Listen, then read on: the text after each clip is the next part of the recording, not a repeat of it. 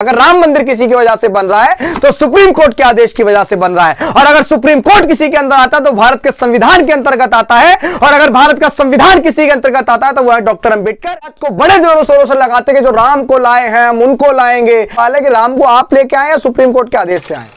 साथियों, आज 22 जनवरी है और आज 22 जनवरी के मौके पर मैं देश के प्रधानमंत्री नरेंद्र भाई दामोदर दास मोदी जी से कुछ सवालात पूछना चाहता हूं। हालांकि मैंने प्रधानमंत्री मोदी जी को अपने जीवन में कभी वोट नहीं दिया, लेकिन वो एक संवैधानिक पद पर हैं, तो फिलहाल वो मेरे भी प्रधानमंत्री हैं, पूरे भारत के प्रधानमंत्री, तो मैं उनका उतना ही सम्मान करता हूं और मेरा हक बनता है कि मैं अपने प्रधानमंत्री से कुछ सवाल पूछूं, क्योंकि मैं भी भारत का नागरिक हूं और वो उस भारत के प्रधानमंत्री हैं। साथियों, उससे पहले मैं प्रधानमंत्री मोदी जी के राजनीतिक सफर की चर्चा करता हूं। प्रधानमंत्री मोदी जी, जितना मेरे को याद है, जितना मेरी नॉलेज में है, कि प्रधानमंत्री मोदी जी साल 2002 फरवरी के अंदर उपचुनाव के अंदर पहली बार विधायक जीत के आए। उसके बाद साल 2002 के दिसंबर के अंदर वो आम चुनाव के अंदर विधायक बनकर आए। उसके बाद कई बार वो विधायक बने, फिर गुजरात के मुख्यमंत्री भी बने, फिर उसके बाद वो सांसद भी बने और 2 बार वो इस भारत देश के प्रधानमंत्री बने। वर्तमान में उनका कार्यकाल चल रहा है।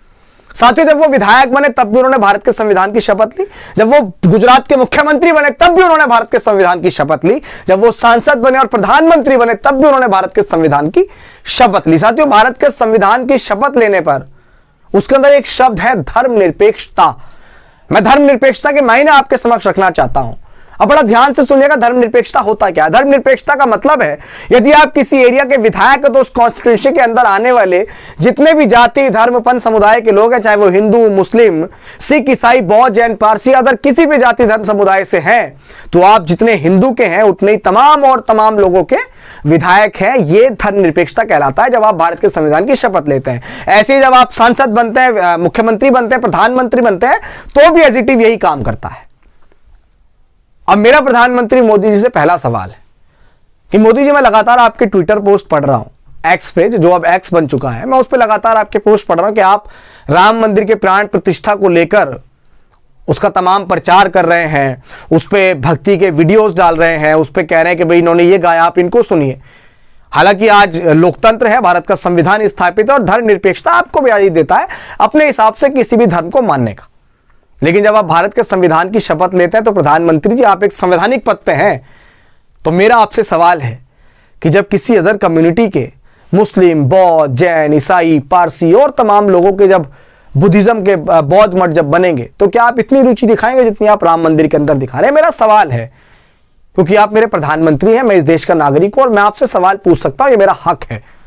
तो मैं हक से इस बात को पूछ रहा हूं कि संविधान के अंदर जो धर्मनिरपेक्षता है, क्या आप उसका पालन सिर्फ हिंदू धर्म के लिए करेंगे या मुस्लिम बौद्ध जैन ईसाई या सिखिज्म और तमाम धर्मों के लिए भी करेंगे? क्या जब मस्जिद बनेगी तब भी आप जाएंगे? क्या गुरुद्वारा बनेगा तब भी आप उसका उद्घाटन करने जाएंगे? क्या जब कोई चर्च बनेगा तब भी आप उसका उद्घाटन करने जाएंगे? या बौद्ध मठ बनेगा तब भी आप उसका उद्घाटन करने जाएंगे? यदि आप कहते हैं कि लोग मुझे बुलाएंगे ही नहीं तो मैं क्यों जाऊंगा, ये भी आप बोल सकते हैं। भाई लोग मेरा विरोध करेंगे तो मैं क्यों जाऊंगा, ये भी आप बोल सकते हैं। तो विरोध की बात तो ऐसी है कि जब आप राम मंदिर की प्राण प्रतिष्ठा करने जा रहे हैं तो हम भी देख रहे हैं कि तमाम आचार्य आपका विरोध कर रहे हैं, तो फिर तो आपको राम मंदिर का उद्घाटन करने भी नहीं जाना चाहिए। मेरा सिर्फ सवाल है, क्योंकि हम देख रहे हैं, हम लोग सवाल तो कर ही सकते हैं, लोकतंत्र में अभिव्यक्ति की आजादी हमें तो है ना, आर्टिकल 19 मुझे सवाल पूछने की आजादी देता है। तो उसी भारत के संविधान के अंतर्गत आप भी आते हैं और हम भी आते हैं। दूसरा सवाल है कि प्रधानमंत्री जी, भारतीय जनता पार्टी के तमाम लोग और आपके समर्थक इस बात को बड़े जोरों शोरों से लगाते हैं कि जो राम को लाए हैं हम उनको लाएंगे, आपके समर्थक इस बात को लगाते हैं। तो मेरा आपसे सवाल है कि राम को आप लेके आए या सुप्रीम कोर्ट के आदेश से आए? अयोध्या के अंदर जो राम मंदिर का निर्माण होने जा रहा है वो सुप्रीम कोर्ट के आदेश से हो रहा है या भारतीय जनता पार्टी के तमाम शासन सत्ता की ताकत से किया जा रहा है? यह सवाल मेरा आपसे है।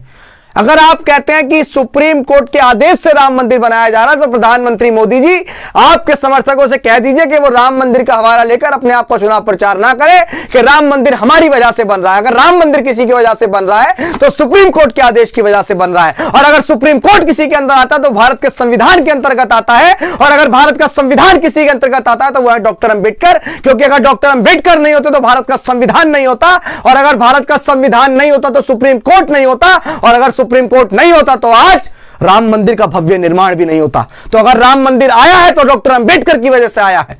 और यदि आप इस बात को कहते हैं कि राम मंदिर को हम लेके आए, तो इसका मतलब सुप्रीम कोर्ट आपके अंडर काम करता है। सुप्रीम कोर्ट के पिछले जितने फैसले रहे वो मोदी एंड कंपनी के दफ्तर से सुप्रीम कोर्ट को आदेश जाते हैं।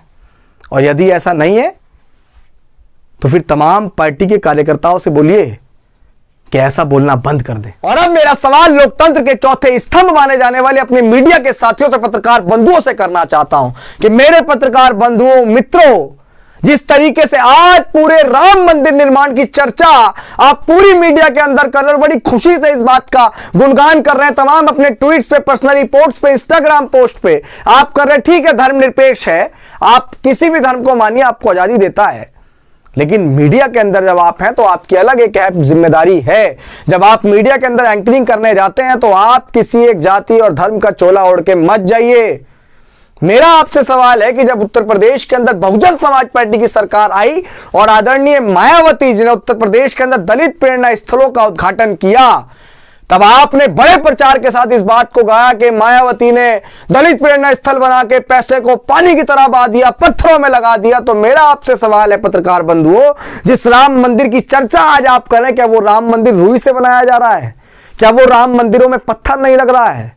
हमारा इस बात से कोई विरोध नहीं है, लेकिन हम सवाल तो पूछ सकते हैं ना पत्रकार बंधुओं कि डॉक्टर अंबेडकर को मानने वाले लोगों से आपको इतनी चिड़न क्यों?